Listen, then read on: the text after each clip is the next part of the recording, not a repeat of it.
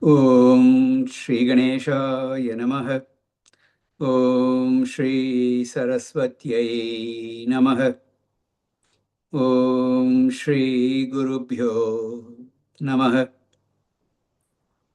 Sada Shiva Samarambham Shankaracharya Madhyamam Asmadacharya Paryantam Vande Guru Paramparam Shrute Smriti Alayam Karunalayam Namami Bhagavatpada Shankaram Lokashankaram Samasta Janakalyane Niratam Karunamayam Namami Chinmayam Devam Sadgurum Brahmavidvaram Sadgurum Brahmavidvaram Om Partaya Pratibodhitam Bhagavata Narayanena Swayam Vyasena Kreditam Puranamunina Madhye Mahabharatam Advaitamritavarshini Bhagavatim Ashtadashadhyayini Ambatvam Anusandadhami Bhagavad Gita Bhavadveshini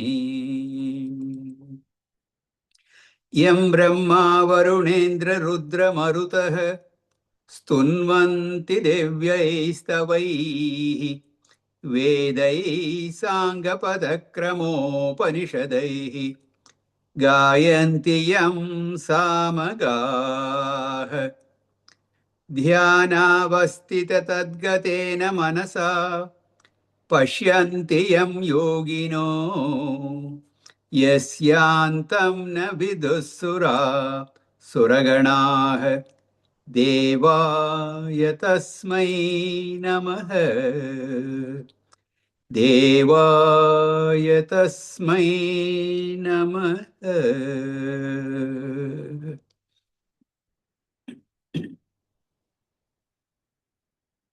Bhagavan Sri Krishna summed up his discussion on Karma Yoga in the 30th verse. And he said, let all your actions be God-dedicated actions. In other words, act with Ishvara Arpana Buddhi. Let them be God-dedicated. Then, may you not be concerned about the results of action. So when the results come, you accept them. Not that you do not have a goal in mind, you would have something that you are looking for to accomplish by your action. But the actual results, when they come, may not be what you planned for.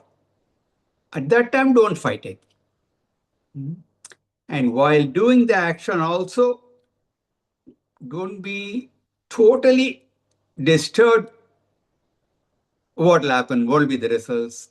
That kind of disturbance also you don't have while performing the action.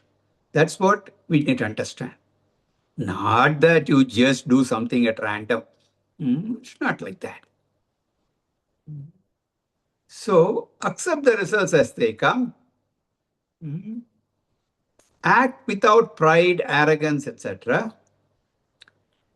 And while you are acting, don't have unnecessarily feverish excitement. Keep a balanced mind. So these are the various aspects, the attitude with which you perform actions, karma. And that's what makes a karma into karma yoga. So all these points we have seen in great detail. And he also summarized all that in that beautiful verse, 30th verse. And then he added, those people who follow my teachings, they have faith in my teaching and they follow that. They don't criticize unnecessarily. They will be freed from all karmas, phalas. When you act with this kind of an attitude, without kartrutva bhava, without the bhoktrutva bhava, you will not incur any karmas. And therefore, there will not be any karma phalas also. Or in other words, they will be liberated. Actually, not directly. Karma Yoga will give you only purity of mind. And with that pure mind, you will start the jnana part. And gaining the knowledge, you will be liberated. So it's an excellent preparation for the eventual jnana marga. So this is what happens to people who follow the Lord's teachings with faith.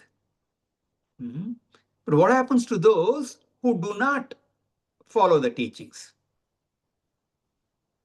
And Bhagavan said, and we saw last week in verse 32, Yetu etat apyasuyantah na anutishtanti me matam sarvajnana vimudhamstan vidhi nashtan achetasah.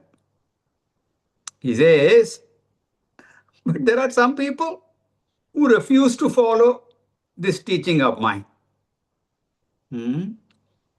They find some fault or the other with the teaching. They don't follow. And he says such people are totally deluded. Vimuda. Vimuda means utter fools. He uses strong words. So they are totally deluded, confused. Such people destroy themselves spiritually. That's what will happen to them. When this is so very clearly said, you wonder, why is it that people do not follow this teaching? The benefits that you get by following it and the problems you run into by not doing so, all that has been very clearly said. Still people don't get it. Why? So he says, Sadrusham cheshtate swasyaha prakrutehe jnanavanapi prakrutim yanti bhutani nigraha kim karishyati. Nigraha kim karishyati. What can restraint do? What can advice do? When everyone, including jnanis, jnanavanapi, jnanis also, they all act according to their own nature. Prakritehe. Then what can any kind of advice do, restraint do? It is impossible to change the nature of a person. Bhagavan says this is the reason. This is the main reason. You give them teaching and all that, they nod their head and go. They continue to do whatever they were doing because nature forces them to do. So when he said like this, this may create a doubt in our mind, in the mind of any student. If everyone has such a swabhava, this kind of a nature, and it cannot be controlled, changed, then it amounts to saying we don't have any control over nature. In that case, what's the need for all these scriptural injunctions? If we cannot do a darn thing about it, why tell them to do this, that, and whatnot? Is it possible to change our nature at all? So Bhagavan says, Indriyas yendriyas yarte ragadvesha vyavastitav tayoho navashamage agachet tauhyasya paripantinao. Yes, senses do engage with sense objects because of your nature. According to your nature, your sense organs they interact with the sense objects of the world. And that is your action, etc. That is true. But the way it operates is this. Your nature triggers your first thought. And then it is up to you. You cannot control the first thought. It's your nature, swabhava, that prompts the first thought, initial thought. But where you go from there, that is up to you. Nature expresses itself as the first thought. But what do? Do you nourish that thought if it is an unhealthy thought? And if it is a very positive thought, do you continue with that, entertain that, and do a very positive action? How do you handle this? So and that comes out of your likes and dislikes. That is the nature. Okay, so how not to come under the sway? The advice is don't come under the sway of raga dvesha, likes and dislikes. Your attachment and aversions, which come very naturally to you. How not to come under their influence? I understand that my initial thought, and if I am not very thoughtful after that, my actions are directed, determined by nature, not necessarily by knowledge. Now I understand that. But how can I change that? In other words, how can I exercise my free will? So that's the question that we're going to address right now. Verse 35. Shreyan swadharmo vigunah.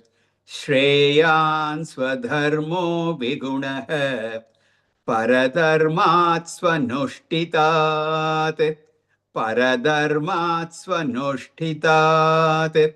Swadharme nidhanam shreyah. Swadharme nidhanam shreyah. Paradharmo bhayavah. Paradharmo bhayavah. Shreyan swadharmo vigunah. Paradharmat swanushtitat. Swadharme nidhanam shreyah. Paradharmo bhayavah. Very beautiful verse. Beautifully it's said here. Bhagavan concludes here. Hey Arjuna, you are a Kshatriya. You are a Rajoguni. Your nature is Rajoguna. You're very active. That's the kind of person you are. That is your swabhava. That is your swadharma. Given all that, your life should be activity oriented. What is Arjuna trying to do? He's trying to run away from the battle. He doesn't want to act. He said, I'll go to the forest, beg for food, and be a sannyasi there. But that's not you. You are a Kshatriya. Your orientation is activity. But then, activities can be dharmic or adharmic. Whenever there is a tendency for an adharmic activity, you have to nip it in the bud. That is where the second thought comes. The first thought may be an adharmic thought. Something triggers it, then you evaluate. If it is not a good thought, it's a negative thought, cut it out. But when the dharmic activity, and that is consistent with your swadharma also, go ahead, act on it. So you have to respect Prakriti, nature, but at the same time, you have to respect Dharma. So whatever falls under that, both Prakriti and Dharma, we want to put it in the mathematical language, Venn diagram, this is all Prakriti. This is all Dharma. Whatever is the intersection of those two, that is what you have to do. Don't fight your nature. Don't do anything adharmic.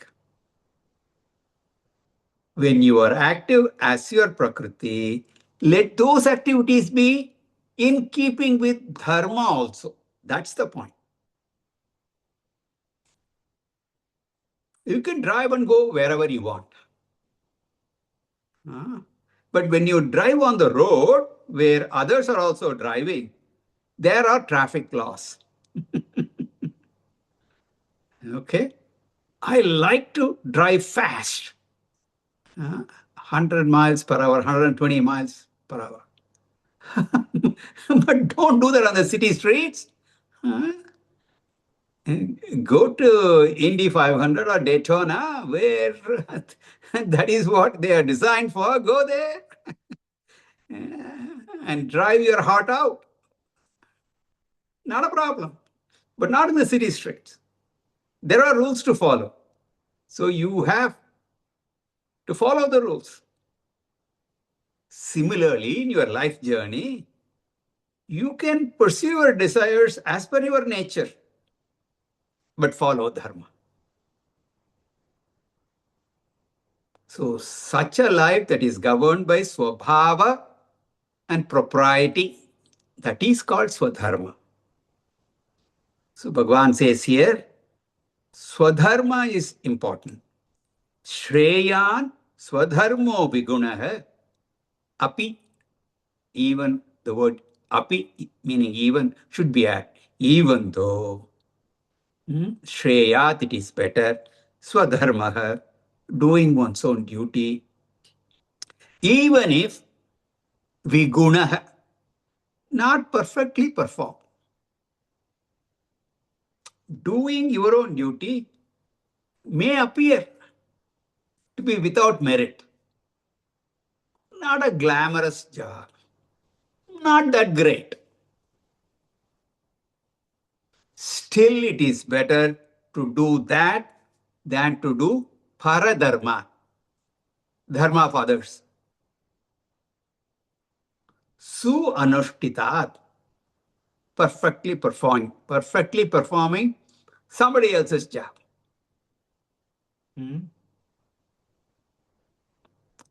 Or to put it very simply, don't stick your nose in somebody else's business. That's what he's saying. We see that at work all the time. You have a certain job to do, Instead of doing your job, you keep criticizing what everybody else is doing, especially the higher ups. We're there making the big bucks. So you'll be criticizing, oh, what a lousy job he's doing. If only I were in that position. And this is what you hear all the time. Everybody, sometimes you start, jumping at other people who are, below your level also. You criticize them. You didn't do this right. You didn't do that right. I tell you, I'll show you how to do it. You spend half your time doing that. Bhagavan says, don't do all that. Do your job. Do it to the best of your ability. Even you can do paradharma perfectly, it's not good to do that. You do only your job, not that great. Still you do it. This statement connected to the earlier verses. In the 33rd verse, it was said, people act according to their nature. Then we asked the question, is all Shastra meaningless? So we said, no. Even though you will be prompted, goaded into action by your nature, which expresses as likes and dislikes, don't come under the sway of those likes and dislikes, which forces you to act. How not to come under the sway? That is what he said here. Do your swadharma. The direct meaning of swadharma is swakartavyam. This is what Bhagwan has even said again and again in this chapter. Niyatam kuru karmatvam, karyam karma samachara. Do your bounden duties and do them well. Even the earlier second chapter also, Swadharmam api chavekshya na vikampitum arhasi dharmat yuddhat shreyonyat kshatriyasya na vidyate. There is nothing better for a kshatriya than a righteous war. So whatever duties are enjoined by your parents, teachers, society, Shastra, constitution of the nation, act according to them. Let your actions not be prompted by likes and dislikes, but by what is right and what is wrong. Other words, your actions should not be vasana anusari, should not be following the vasanas, your nature. But they should be Shastra Anusari. They should be following the scriptures. So Bhagavan has said here, Swadharme Nidhanam Shreya. Even death in Swadharma Anushtan. By doing your duty, if you're going to die, that's welcome. That's okay. Whereas Paradharmo Bhayavaha. Paradharma. Doing somebody else's duty, job, is wrought with fear. If a war breaks out and you are a soldier, it's better for you to fight on the battlefield and die there than to become a messenger of peace at that time.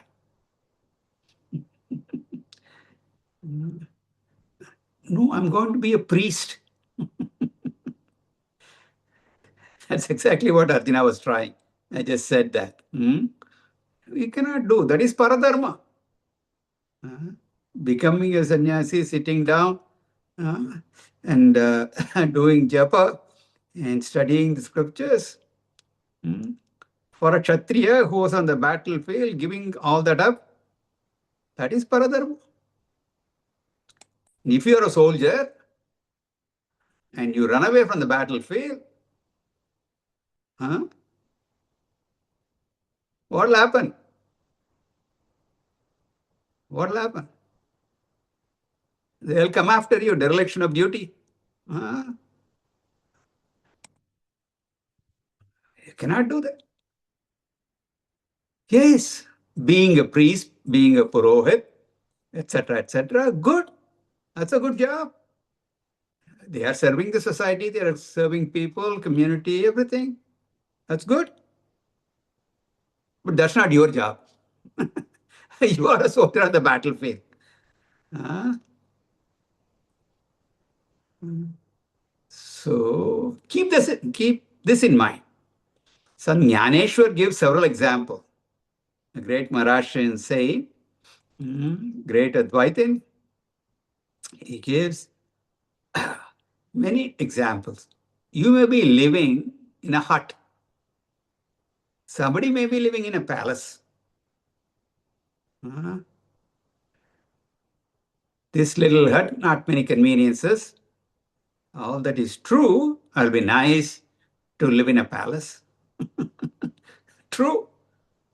But so, thinking that way, you sneak into that palace, be a big problem. One example. He gives another example also. Your wife may not be that beautiful. It's better for you to be her husband rather than trying to find another wife who is beautiful, but who happens to be somebody else's wife.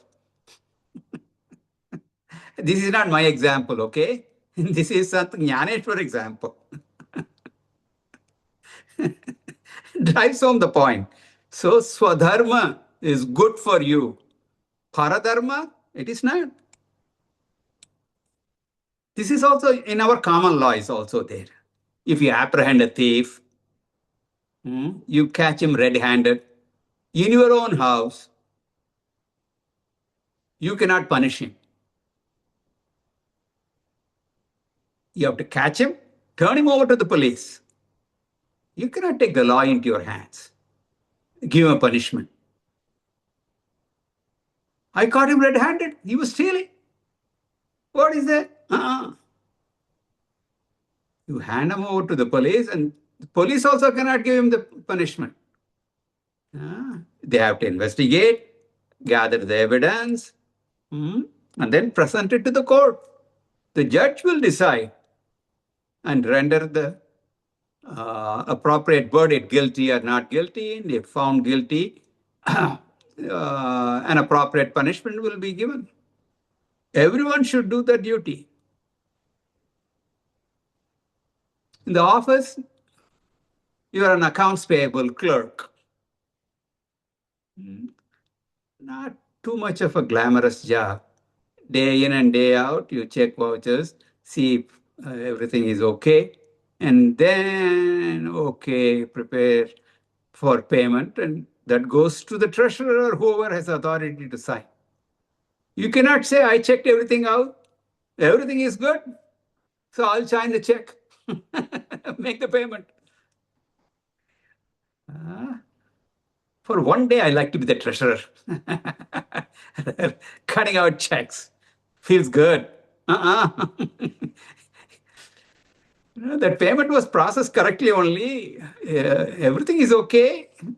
But still, you have to do all that and then send it over to the treasurer's office for his or her signature. If you start signing those checks, you'll be in big trouble. So the idea in this verse is remaining steadfast in performing your own duty, a person will get rid of likes and dislikes. Another beautiful interpretation of this verse is also possible. From a different standpoint, higher standpoint.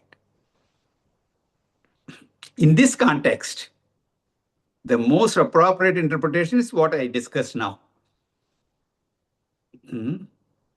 That's the right. But then there is a higher standpoint also by interpreting the word Swadharma. What we have discussed is a direct answer to the Arjuna's question. Do your duty. Very simple, straightforward. Now, the other interpretation is a little bit subtler. Swadharma. Swadharma can be looked by taking dharma's meaning to be one's true nature. Swadharma can be looked by taking the meaning of dharma to be one's true nature. The Swarupa. What is our Swarupa? Our true nature. Our real nature is studied over and over again. Satchidananda Atma. I am not this body, I am not this mind, none of this anatma. My real Swarupa is Atma. I am Atma Swarupa. Satyam Jnanam Anantam Brahma, that I am. So giving up that Atma Swarupa and identifying with Anatma, that is Paradharma.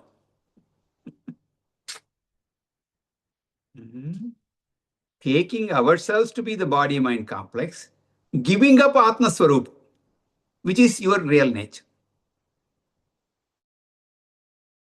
An identification with the Anatma lands us in samsara.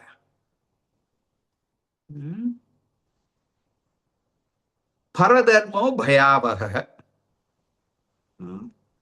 So we are struggling in this samsara. So it's a nice interpretation from the jnana standpoint. But that's not what is talked about here. All right? The right interpretation is what we discussed from the karma standpoint. So we can look at this verse in both standpoints, but the most appropriate interpretation here is the Karma Yoga. Because this is a Karma Yoga chapter. That is the context we are discussing. The second way to look at from Jnana standpoint is good.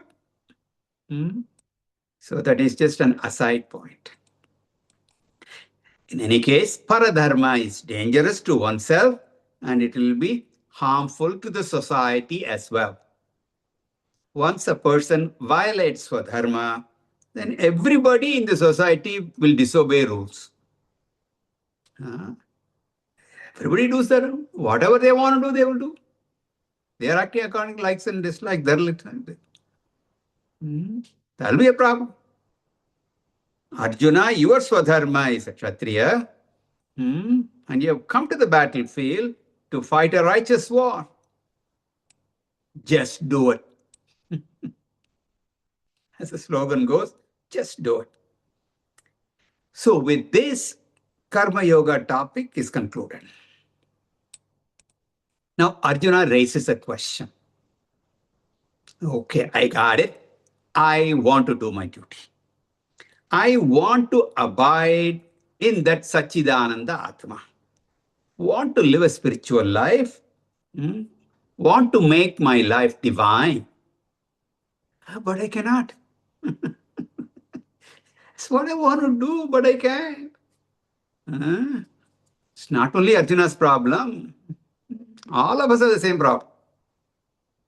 We want to be that, but we are unable to do. What to do? Oh, thank you, Arjuna, for asking a very relevant question. You pull the words right out of my mouth and presented. So Arjuna says, what does he say? Arjuna Buvacha Atakena Prayuktoyam Atakena Prayuktoyam Papam Charati Purushaha Papam Charati Purushaha Anichannapi Vashneya Anichannapi Vashneya Balad iva niyojitah Balad iva niyojitah Atakena prayuktoyam Papam charati purushah Anichanapi varshneya Balad iva niyojitah. A very important, very relevant question from Arjuna. He asks, Scripture, Shastra has very clearly presented our course of life. What we should do, what is favorable and what is not. Very clearly said that Karma Yoga is a healthy way of living. Any violation of Karma Yoga leads to only destruction, spiritual destruction. Scriptures talk about the values of life. And Lord has also given us the discrimination. We have the ability to discriminate, to find out what is right, what is wrong, what is proper, what is improper, what is dharma, what is adharma. We can sort them out. Actually speaking, everybody knows what should be done, what should not be done. You think a thief that gets into your house and steals from you, do you think he doesn't know what he is doing is wrong? He knows very well. And that is why he comes and steal you. Some brazen thieves do that too.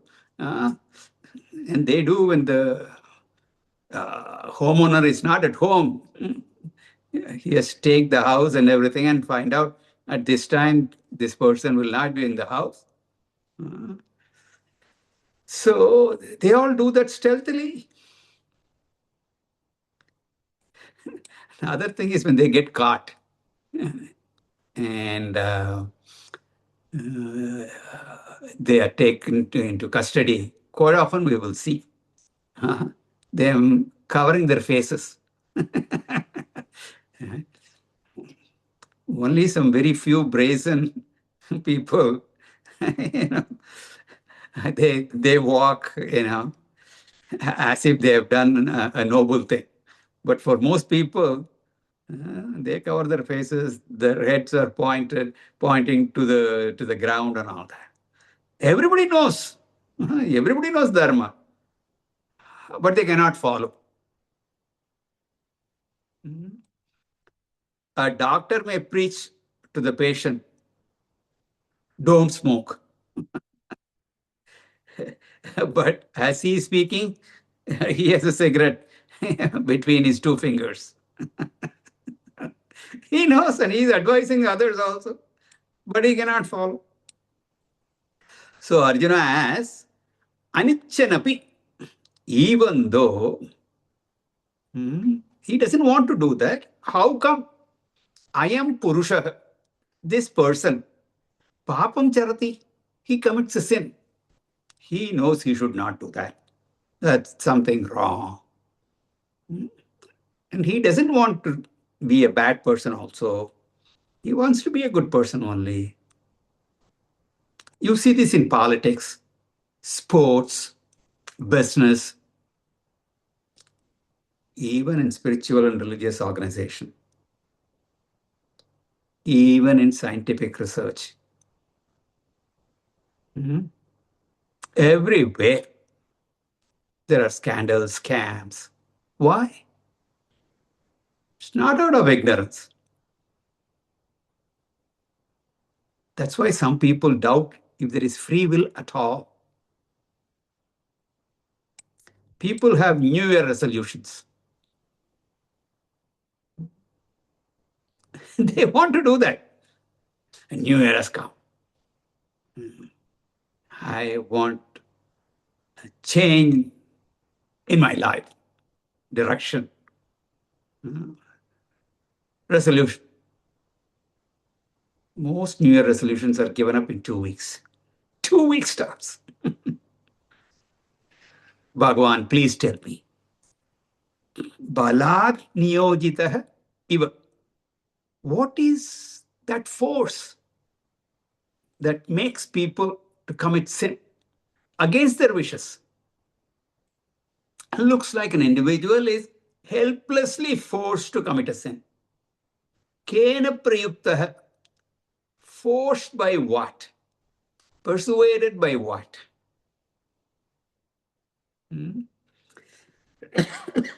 does a person commit adharma? There seems to be a devil in our heart pushing us to do bad things. Some people think it is God who makes us violate the norms. They blame it on planets, stars. Is there some outside force that makes us do all this? Or is it a force within me? If it is within me, how can I overcome that? Hey Vashneya. Vashneya, an epithet for Krishna. Krishna. So he belonged to that kula, Vrishni kula. So please tell me, what is that powerful force which is forcing me and forcing everyone to do things against what they want to do? So Arjuna wants to know why people take to adharma. Now we will try to find out, understand what papa, sin, means. The word papa comes very often. How many types of papa are there? Oh my God, so many. Religious books are filled with a long list of papas. Try to understand the principle behind it. We say papa and punya.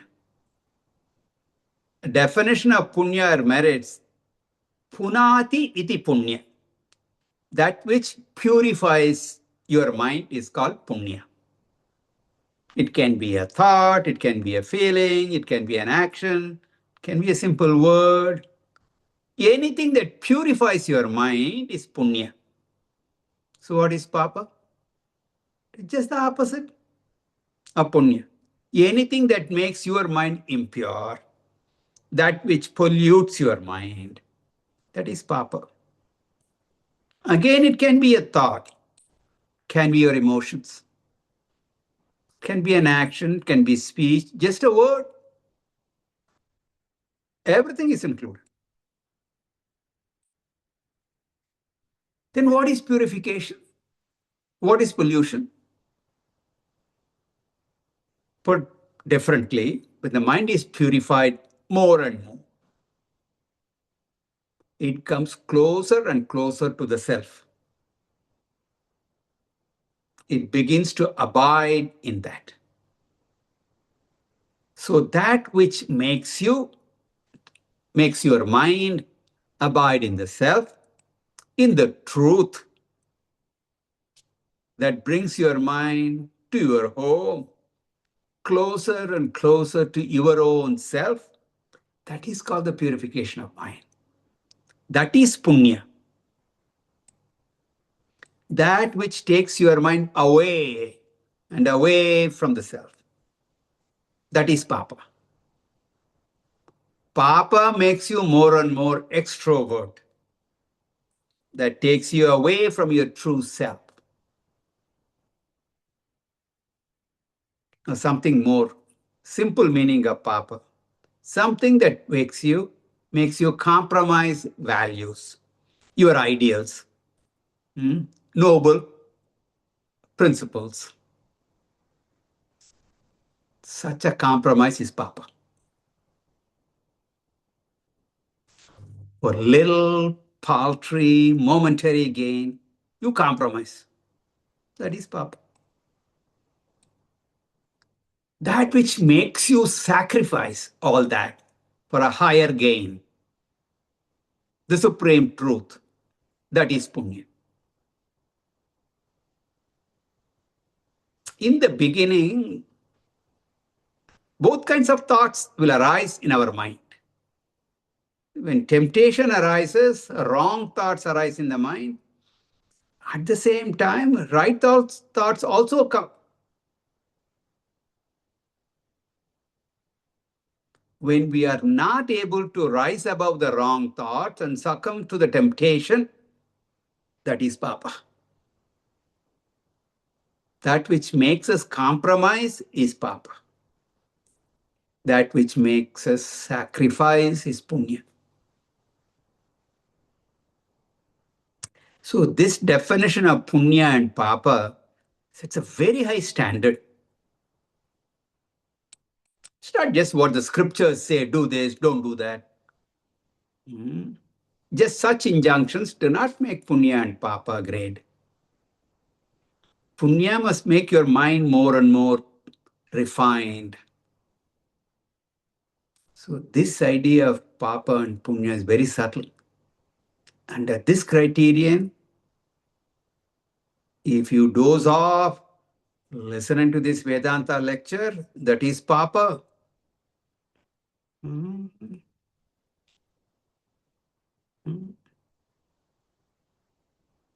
Listening to this, if you're drinking your cup of coffee and concentrating on that, that's papa.